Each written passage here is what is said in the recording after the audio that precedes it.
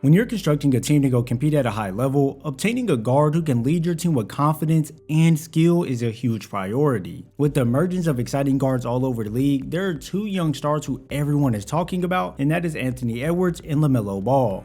Both have amazing confidence on the court and don't back down to any challenge put in front of them. Being the main attraction on both of their teams, they uplift everyone around them to play better, whether it's setting them up with flashy passes or hyping the whole team up with an explosive dunk.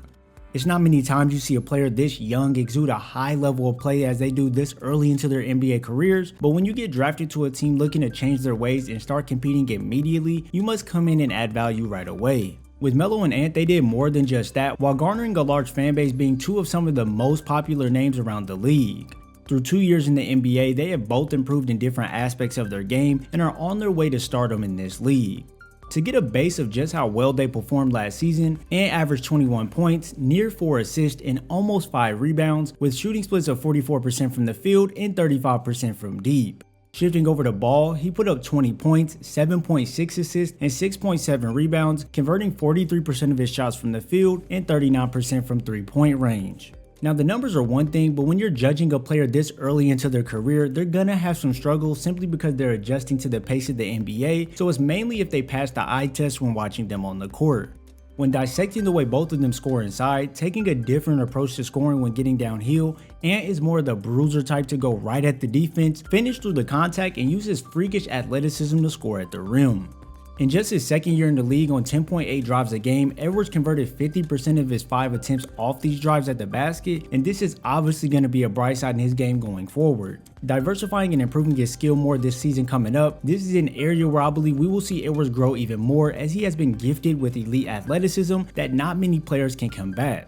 Having a sneaky quickness when presented a lane to the basket, once beating his defender off the dribble, and uses his body to shield the defense off when elevating at the basket. He's far from shy and attacks the rim aggressively with no regard for anyone who may be in front of him.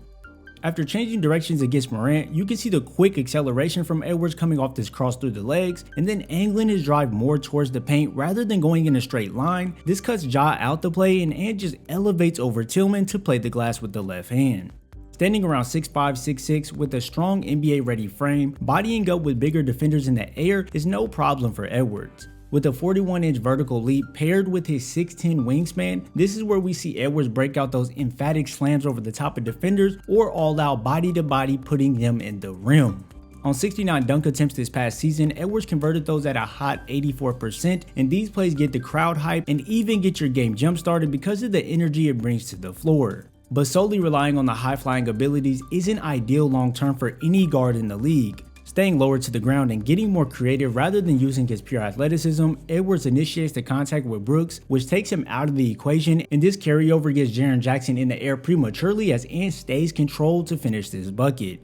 On all layups around the rim, Edwards converted 53.5% of his 391 attempts, and on finger rolls specifically, Edwards converted at a 61% rate. Being able to stay crafty when in pursuit to the basket rather than the basic run and dunk playstyle will keep you very unpredictable. Pairing it with decent speed and athleticism as well, it can make you a very hard cover.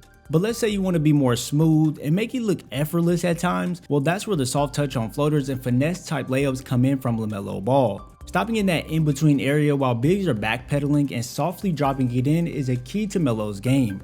It puts the opposing team's big in a vulnerable position, not knowing whether to step up or play the drive. And with Melo, he can float it up from 10 feet or just from a couple feet away from the basket, so either way he can throw you off guard. Running off the screen, getting the handoff, LaMelo has Edwards on his back, and as you see, Cat is in position but then starts to step back, and this opens up all this space for Melo to drop it in. Shooting 53% on 117 driving floaters, you don't want to let LaMelo get comfortable as it can be a long day for the defense. This can open up backdoor cuts if the defense has to step up, and with Melo's flashy passing, he can thread the pass through, and if you sag off, then it's an easy warm-up bucket for him. Not having a burly frame to really body defenders out the way and make space for himself getting downhill, the floaters allowed Melo to use the length he has to his advantage and put it up over smaller guards and high over the bigs in the paint.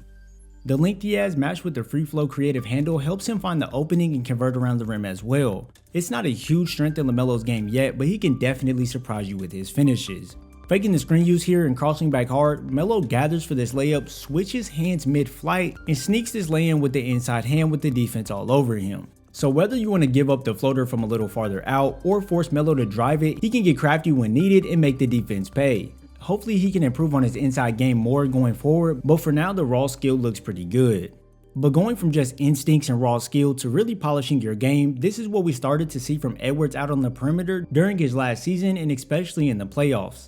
Draining 35% of his threes during the regular season and then stepping up big in the playoffs, draining 40% of his deep range shots, we really got to see a more confident Edwards from the perimeter. This past season, Ant shot 41% off catch and shoot threes on 3 attempts per game, and these accounted for roughly 18% of his shot diet. If Ant could double his attempts off the catch, it could really start to look scary. The pull-up 3 for Edwards is really where he takes a hit on the outside, only connecting on 32% of his 5 attempts per game. Although we all have seen the flashy handle into some nice pull-ups from Edwards, this is an area where a major improvement can happen and will elevate him to the next level. I could pretty much say the same thing for LaMelo Ball, adding in more of a street ball, exciting handle than Edwards. Melo connected on 34% of his 3-point pull-up attempts. At a lower volume than Ant, it pretty much evens out how well they both shoot off the dribble from deep, but one can just be a tad bit more entertaining than the other at times.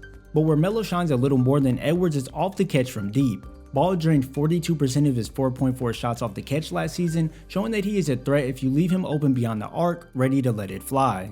When comparing both of their 3-point shooting attempts, makes, and percentage, it's actually closer than most you might assume. Both having an inside-outside playstyle, just doing it in different ways, getting more creative in that mid-range area can really propel both of them on the offensive end shooting-wise. What can separate them from each other is that LaMelo can set up his teammates in many ways on the floor, from the full court touchdowns to the flashy passes and just all around threading the needle everywhere on the floor. Melo can find his teammates and put them in great positions to go get a bucket. On the other side, Edwards isn't a point guard, so this isn't an aspect of his game that is as bright as Melo's, but when we flip to the defensive end, on one-on-one situations, Edwards can hold his own and actually be a decent defender. With his great athleticism and strength, he really isn't a liability on defense as much as Ball. Now this isn't to say Edwards is a premier defender or anything, as he does get lazy and gamble a lot. Honestly, both of these guys contribute to their team in a major way. If you had to build a team around one, at this point in their career, I don't think either organization has lost on drafting them. I can't really say who is better than the other this early into their NBA careers, as they both kinda look around the same to me. The swagger to their play is very different, but we all can't deny that they are very talented. With the 2022-23 season approaching us, between Anthony Edwards and LaMelo Ball, who would you want to be leading your team? Let's discuss it in the comments. If you enjoyed this video, I have deep dives over both LaMelo Ball and Anthony Edwards, so go ahead and watch those so you can really get a look into just how good each of them really are. I thank you all for your support, and I'll see you in the next video.